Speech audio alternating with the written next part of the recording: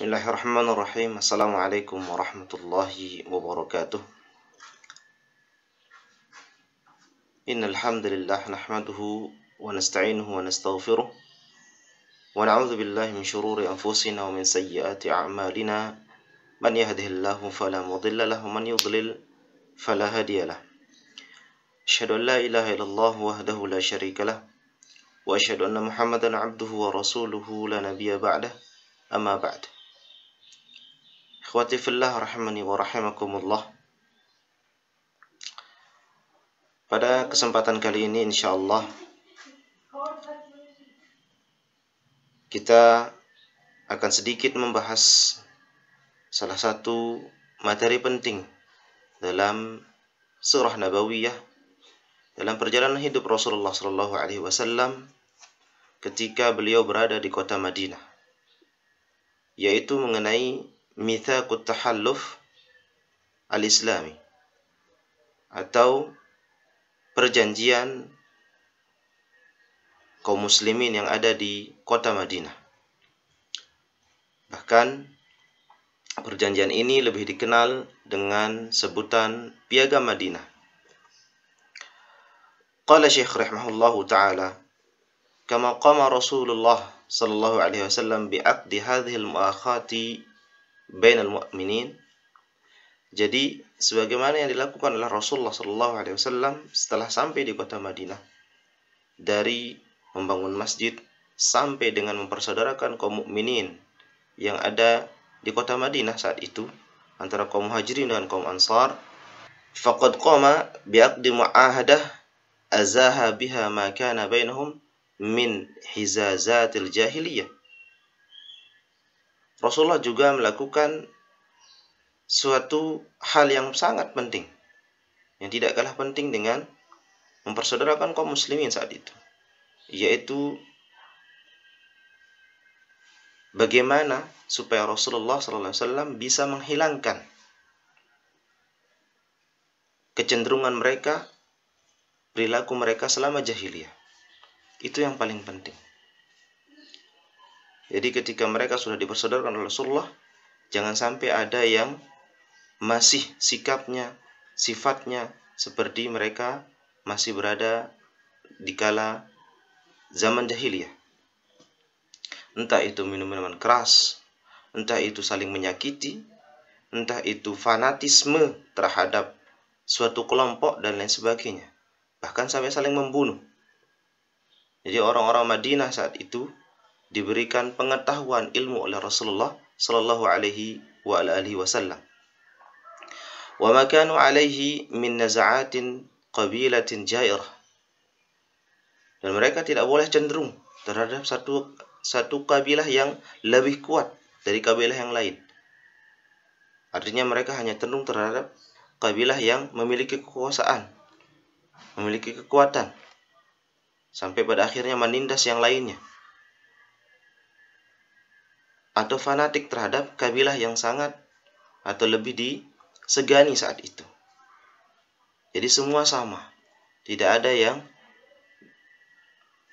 lebih daripada yang lainnya di mata Allah Subhanahu wa taala.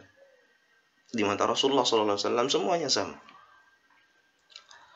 Wastata'a bifadliha ijada wahdatin islamiyatin syamilah. Maka oleh sebab itu Rasulullah SAW melakukan itu, mempersatukan mereka dalam satu wadah, satu kabilah, yaitu kabilah Islam tentu, kabilah kaum muslimin secara keseluruhan. Tidak ada yang namanya suku ini dan suku itu lagi, seperti yang terjadi pada kota Madinah sebelum datangnya Islam. Ada suku Aus dan suku Khazraj yang selalu bermusuhan. Tetapi dengan datangnya Islam, datangnya Rasulullah ke kota Madinah, itu menghapus jejak-jejak mereka sebelumnya.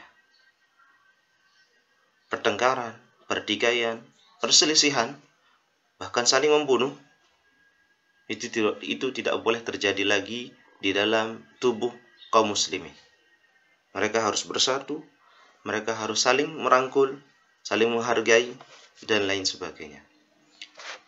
Maka dalam sejarah, perjanjian dan ikatan kesetiaan ini juga disebut dengan Piagam Madinah. Dari beberapa alasan-alasan tadi, yang merupakan poin-poin penting dalam Piagam Madinah itu antara lain yang pertama adalah kaum mukminin yang berasal dari Quraisy atau dan Yathrib, tentunya